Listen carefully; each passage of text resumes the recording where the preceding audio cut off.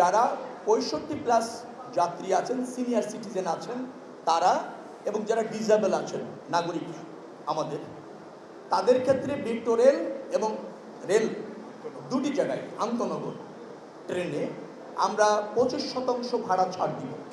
গত ঈদের আগ মুহূর্তে নির্দেশ দেওয়ার ফলে সেটা বাস্তবায়ন করা যায়নি, কারণ এটা একটা প্রসিডিউরের ব্যাপার। এটা আপনার যেটা আপনার টিকিট কাটার যে প্রক্রিয়া আছে সেই অর্থ বিভাগের মতামত লাগবে, কারণ প্রচুর একটা অর্থ এখানে ছাড় হবে। প্রক্রিয়া করে এবার ঈদের আগে আমরা এটা করতে সক্ষম হলাম আর কি। সেটার আজকে আনুষ্ঠানিক উদ্বোধন হলো।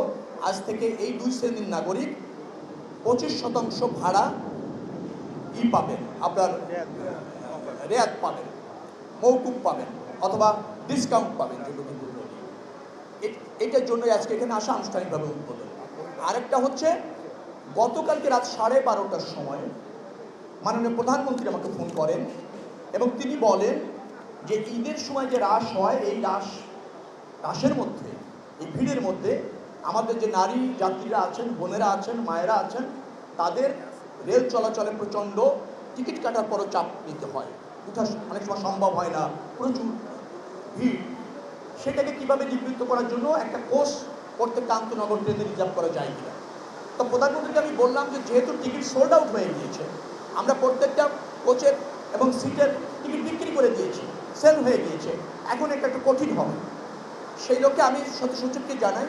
সেতু সচিব সকাল থেকে কাজ করে আমরা 2টি ট্রেনে, সেতু সচিব, রেল সচিব, দুঃখিত, রেল সচিব 2টি ট্রেনে আজকের থেকে, একটা হচ্ছে সোনার বাংলা ঢাকা চট্টগ্রাম, আরেকটা হচ্ছে জয়ন্তিকা ঢাকা সিলেট, সেই জায়গায় আমাদের নারী যাত্রীদের জন্য 2টি কোচ রিজার্ভ রাখা হয়েছে এবং আজকের থেকে এটা কন্টিনিউ চলবে ঈদের আগে 3 দিন। ঈদের পরে এটা তো কন্টিনিউ থাকবে। অন্যান্য সব আন্তনগর ট্রেনে নারীদের জন্য একটি করে কোচ রিজার্ভ রাখার চেষ্টা অব্যাহত থাকবে।